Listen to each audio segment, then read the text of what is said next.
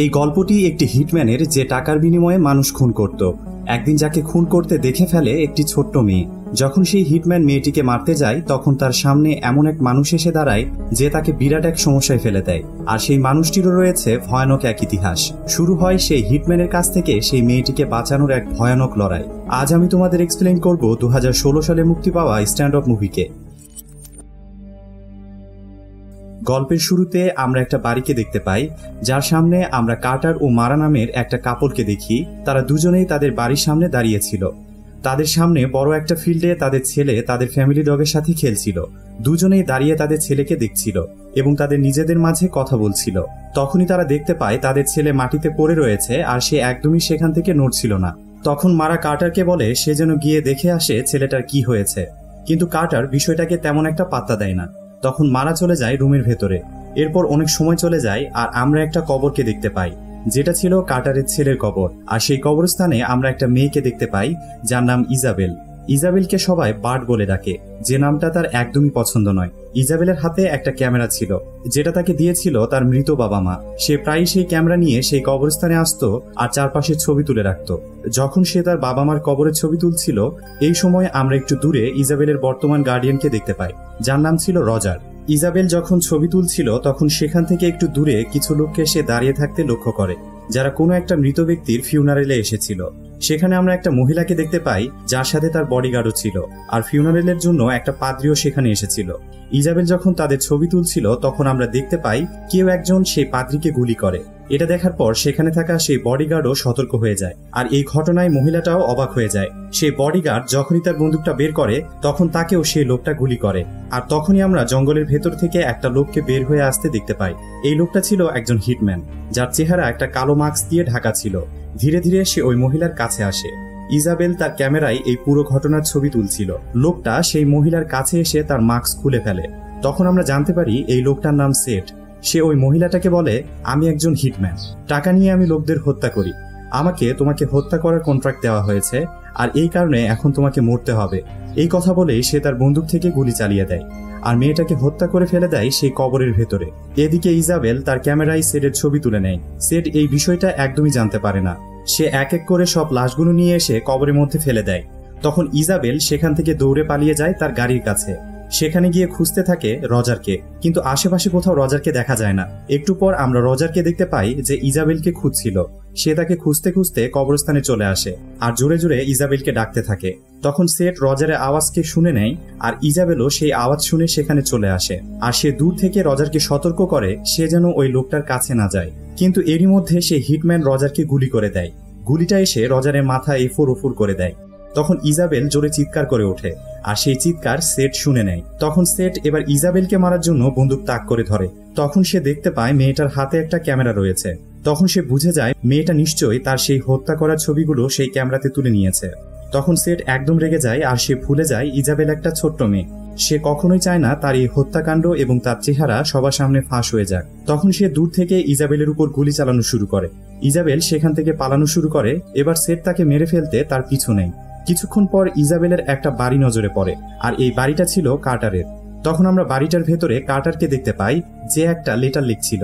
তার লেটারটি পড়ার পর আমরা বুঝতে পারি যেদিন তার ছেলের মৃত্যু হয়েছিল তার একদিন আগেই তার ওয়াইফ মারা তাকে বলেছিল তাদের বাড়ির সামনের পুরো ফিল্ডকে পরিষ্কার করতে, কিন্তু কার্টার এমনটা করে না। পরের দিন তার ছেলে যখন তাদের সামনে খেলছিল তখন তার পা পিছলে একটি শক্ত মেটালের উপর পড়ে যায়, আর সেই মেটালটা তার মাথার মধ্যে ঢুকে যায়। আর এই কারণেই সেদিন তার ছেলে মারা গিয়েছিল, যেটা আমরা মুভির শুরুতেই দেখতে পেয়েছিলাম। সেদিনের পর থেকে কার্টার সবসময় নিজেকে দোষ দিতে থাকে। তার মনে হয় তার জন্যই তার ছেলে সেদিন মারা গিয়েছিল। এই ঘটনার পর তার ওয়াইফ মারাও তাকে ছেড়ে চলে যায়। কার্টার তার সব কথা সেই লেটারে লিখছিল। সে তার লেটার লেখা শেষ করবে, কিন্তু তার আগেই ইজাবেল তার দরজায় এসে নক করতে শুরু করে। তখন কার্টার চলে যায় দরজা খুলতে। দরজা খুলেই ইজাবেল তাকে সব কথা বলতে শুরু করে। তার এলোমেলো কথায় কার্টার কিছুই বুঝতে পারছিল না, কারণ ইজাবেল অনেক বেশি ভয় পেয়েছিল। তখন কার্টার তাকে শান্ত হয়ে সব কথা বলতে বলে। তখন ইজাবেল বলে এক লোক তার পিছে পড়ে আছে আর সে তাকে মারতে চায়। তখনই আমরা দেখি সেট তার পিছু পিছু সেখানে চলে এসেছে আর সে তখনই একটা গুলি চালিয়ে দেয়। আর গুলিটা এসে লাগে একদম কার্টারের পায়ে। কার্টারের তখন আর বুঝতে বাকি থাকে না সেখানে কি হচ্ছে, তাই সে দেরি না করে ইজাবেলকে তার বাড়ির ভেতরে নিয়ে আসে। এরপর সে দরজা বন্ধ করে উপরে এসে তার বন্দুক বের করতে থাকে। তখন আমরা দেখি সেট বাড়ির মধ্যে ঢুকে পড়েছে এবং সেও উপরে ওঠার চেষ্টা করতে থাকে, কিন্তু কার্টার সিঁড়ির উপরেই তার বন্দুক নিয়ে দাঁড়িয়েছিল। যখন সে সেটকে দেখতে পায় তখন সে গুলি চালিয়ে দেয়। তখন তার গুলি এসে লাগে সোজা সেটের গায়ে। তখন সেট নিচে লুকিয়ে পড়ে। এদিকে উপরে আমরা কার্টার আর ইজাবেলকে দেখতে পাই। কার্টারের পায়ে গুলি লেগেছিল আর সেখান থেকে অনেক রক্ত বের হচ্ছিল। অন্যদিকে সেট আবার উঠে পড়ে আর তার বন্দুক বের করে ধীরে ধীরে উপরে উঠতে থাকে। সেট এখন যে কোনো মূল্যে এই দুজনকে মেরে ফেলতে চায়। সে একটা গুলি করে কিন্তু গুলিটা কার্টারকে লাগে না। গুলির আওয়াজ শুনে কার্টার সেটের সাথে কথা বলতে শুরু করে আর তাকে বলে, তুমি যে বন্দুক দিয়ে গুলি করছো সেই বন্দুকের ক্ষমতা নেই এই কাঠের ছাদ ভেদ করে আমাকে মারার।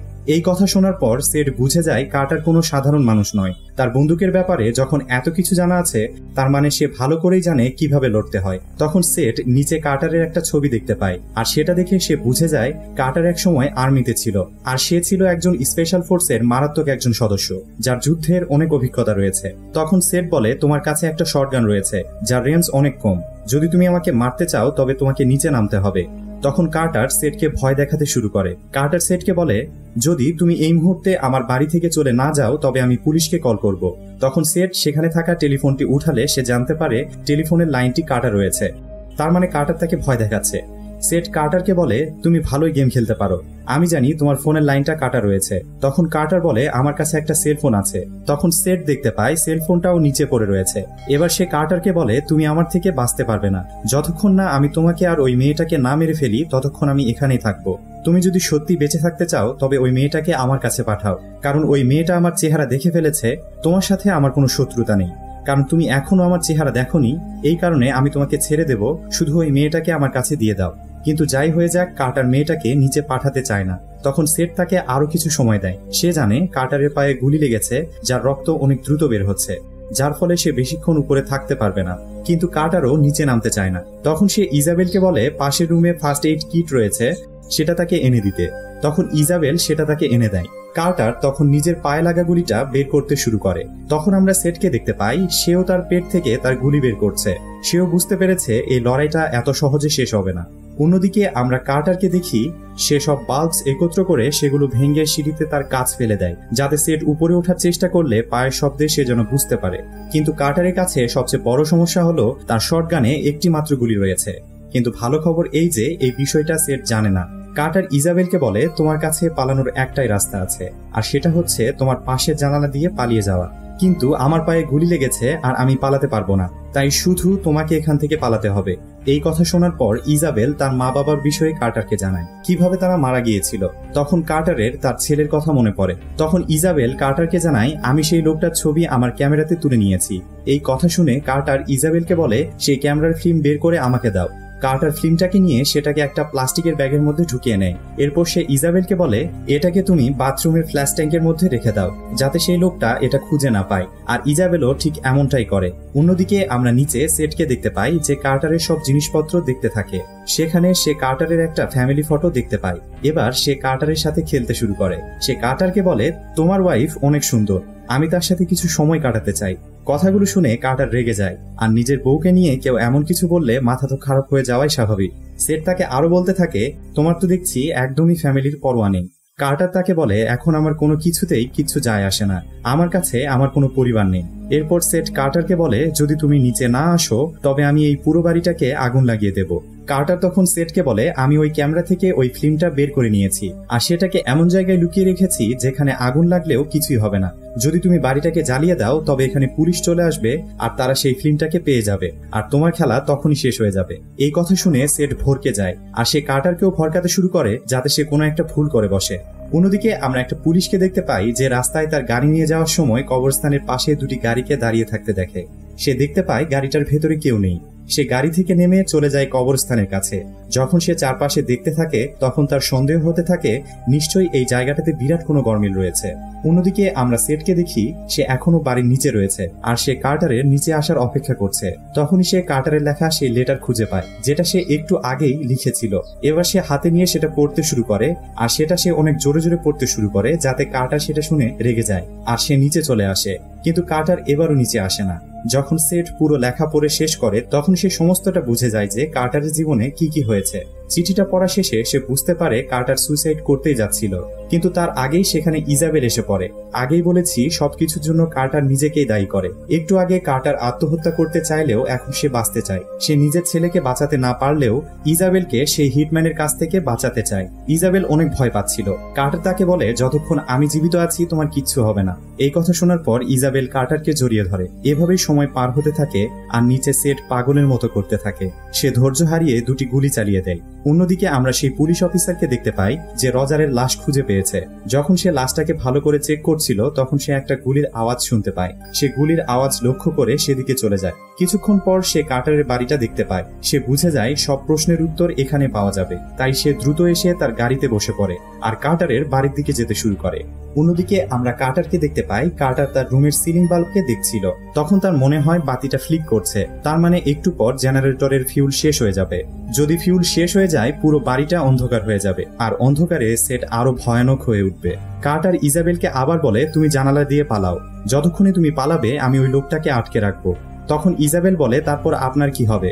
কার্টার বলে, আমার পায়ে গুলি লেগেছে তাই আমি পালাতে পারবো না। কিন্তু ইজাবেল তাকে ছেড়ে পালাতে চায় না। কিন্তু শেষমেশ কার্টার ইজাবেলকে পালাতে রাজি করায় আর জানালা দিয়ে বাইরে পাঠানোর ব্যবস্থা করে। ইজাবেল ছাদে এসে পৌঁছায়। তখন আমরা সেই পুলিশ অফিসারকে দেখতে পাই যে কার্টারের বাড়ির সামনে চলে এসেছে। তখন সেট তার গাড়িটাকে দেখে ফেলে। সে তার মাস্কটা পরে নেয় আর দরজার কাছে চলে যায় যাতে সে পুলিশ অফিসারটাকে মেরে ফেলতে পারে। যখনই পুলিশ অফিসার দরজার কাছে আসে সেট তার দিকে গুলি চালাতে থাকে আর গুলি গিয়ে লাগে পুলিশ অফিসারের গায়ে। সঙ্গে সঙ্গে সে মাটিতে পড়ে যায়। অন্যদিকে আমরা ইজাবেলকে দেখি যে ছাদ থেকে নিচে লাফ দেয়। তখন তার পা থেকে অনেক বেশি শব্দ হয়। এবার সেট তাকে দেখে ফেলে আর সঙ্গে সঙ্গে গুলি চালাতে শুরু করে।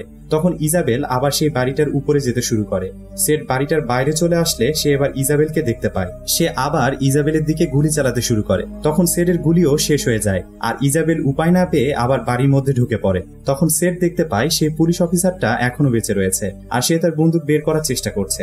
তখন সেট তার কাছে যায় আর তার হাতে থাকা বন্দুক দিয়ে তার মাথায় আঘাত করে, যার ফলে সেই পুলিশ অফিসারটা তার জ্ঞান হারিয়ে ফেলে। এরপর সেট পুলিশ অফিসারের গাড়িটা বাড়ির সামনে থেকে লুকিয়ে ফেলে, কারণ এই গাড়িটা দেখলে হয়তো অন্য পুলিশ অফিসারও সেখানে চলে আসতে পারে। কিন্তু গাড়িটা পার্ক করার পর সে যখন আবার বাড়িতে ঢোকার চেষ্টা করে তখন কার্টার তার দিকে বন্দুক পয়েন্ট করে ধরে আর তাকে বলে, আমি চাই তুমি এখান থেকে চলে যাও, তুমি আবার বাড়ির ভেতরে ঢোকার চেষ্টা করলে তোমাকে গুলি করে দেব। এই কথা শোনার পর সেট বলে, যদি তুমি আমাকে গুলি করতেই চাইতে তবে এতক্ষণে আমাকে গুলি চালিয়ে দিতে। তোমার শটগানের রেঞ্জ তোমার জানা আছে, আমি তোমার থেকে এতটাই দূরে যে তোমার গুলি আমাকে ছুঁতেও পারবে না। তুমি অবশ্যই এতক্ষণে আমাকে মারার চেষ্টা করতে। এই কথা বলতে বলতেই সেট তার বন্দুক বের করে কার্টারের উপর গুলি চালানোর চেষ্টা করে, কিন্তু কার্টার ঘরের মধ্যে লুকিয়ে পড়ে। অন্যদিকে সেট আবার বাড়ির মধ্যে ঢুকে ওই পুলিশ অফিসারকে একটি চেয়ারে বেঁধে রাখে। এরপর সে তাকে টর্চার করতে শুরু করে আর বারবার কার্টারকে বলতে থাকে, যদি তুমি ফিল্মটা নিচে না ফেলো তবে আমি তাকে টর্চার করতেই থাকবো আর শেষে একেও মেরে ফেলবো। এসব শুনে কার্টার সেটকে বলে, তুমি একটা সাইকো, কেউ কাউকে এমন কষ্ট দিয়ে মারতে পারে না। কথাগুলো শুনে সেট আরো রেগে যায় আর পুলিশ অফিসারটিকে শুট করে দেয় আর তার লাশটাকে পাঠিয়ে দেয় সিঁড়ির নিচে যাতে কার্টার লাশটাকে দেখতে পায়। কার্টার লাশটাকে দেখে আরো দুশ্চিন্তায় পড়ে যায়। এভাবে আরো কিছু সময় পার হয়ে যায় আর একটা সময় কার্টার খেয়াল করে নিচে থেকে কোনো শব্দই শোনা যাচ্ছে না। তখন সে সেটকে ডেকে বলে, আমি মেয়েটাকে নিচে পাঠানোর জন্য রাজি আছি। কিন্তু এই কথা শোনার পর সেটের কোনো সাড়া পাওয়া যায় না। তখন কার্টার মনে করে হয়তো সে এখান থেকে চলে গেছে। এরপর সে ধীরে ধীরে নিচে যাওয়ার চেষ্টা করে, কিন্তু ইজাবেল তাকে থামানোর চেষ্টা করে। সে বলে তার খুব ভয় করছে। কার্টার বলে, আমি শুধু দেখতে চাই সে নিচে আছে কিনা। খুব ধীরে সিঁড়িতে পা ফেলে সে নিচে নামতে থাকে। নিচে নামার পর সে দেখতে পায় সেখানে শুধু সেটের জুতা পরে রয়েছে, কিন্তু সেট কোথাও নেই। তখন সে আরো নিচে নামতে থাকে। একটু পর সে বুঝতে পারে সেট তার সাথে একটা বড় চালাকি করেছে। সেট তার জুতা মেঝেতে খুলে রেখেছে কারণ সে যেন নিঃশব্দে ছাদের উপরে আসতে পারে। কার্টার আবার উপরে ওঠার চেষ্টা করে। তখন আমরা ইজাবেলকে দেখি সে বাথরুমের মধ্যে লুকিয়েছিল। সে কারো পায়ের আওয়াজ শুনতে পায়। সে বোঝার চেষ্টা করে এটা কার পায়ের আওয়াজ, কার্টার নাকি সেডের। তখনই আমরা সেডকে দেখি যে খালি পায়ে সামনে এগোতে থাকে। এরই মাঝে সেখানে কার্টার চলে আসে। যখনই সে তাকে দেখতে পায় সে তার শটগান চালানোর চেষ্টা করে, কিন্তু সেড সোজা পড়ে যায় সিঁড়ির নিচে পড়ার সময় সব কাঁচের টুকরো তার পায়ের মধ্যে ঢুকে যায়। আর এসব দেখে কার্টার সেডের উপর হাসতে শুরু করে। তখন সেডের মাথা একদম নষ্ট হয়ে যায়। সে এবার পুরো বাড়িটাকে আগুন দিয়ে জ্বালিয়ে দেওয়ার চেষ্টা করে, কিন্তু আগুন লাগানোর আগে তার নজর পড়ে কার্টারের সেলফোনে। তখন তার মাথায় একটা আইডিয়া আসে। সে বাড়িটাকে আগুন লাগানো বন্ধ করে চুপ করে বসে পড়ে। এভাবেই সময় গড়িয়ে রাত হয়ে যায়। তখন সেড আর কার্টারের মধ্যে কথা বলা শুরু হয়। কার্টার সেডকে বলে, তুমি এতটা নির্দয় কিভাবে হতে পারো? তখন সেড বলে, সেও একসময় আর্মিতে ছিল। আর্মিতে থাকার সময় সেও অনেক যুদ্ধ লড়েছে। প্রথমে মানুষকে মারতে তারও কষ্ট হতো, কিন্তু কিছুদিন যাওয়ার পর সে বুঝতে পারে সে যে কাজ করছে তার কাজই হলো মানুষকে মেরে ফেলা। যখন সে আর্মি থেকে চলে আসে তখন অতীতের কোনো কিছুই সে ভুলতে পারে না। তার মনে হয় মানুষদের মেরেই তার সংসার চলতো, আর এ কারণেই তার সংসার চালানোর জন্য সে এখনো লোকদের মারছে। এসব কথা শুনে কিছু সময়ের জন্য কার্টারও শান্ত হয়ে যায়। তখন বাড়ির সামনে একটি গাড়ি এসে থামে। সেড তার মাস্ক পরে নেয় আর বন্দুক নিয়ে বাহিরে চলে আসে।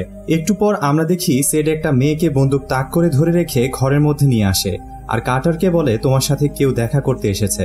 তখন আমরা বুঝতে পারি এই মেয়েটা হলো মারা, অর্থাৎ কার্টারের ওয়াইফ।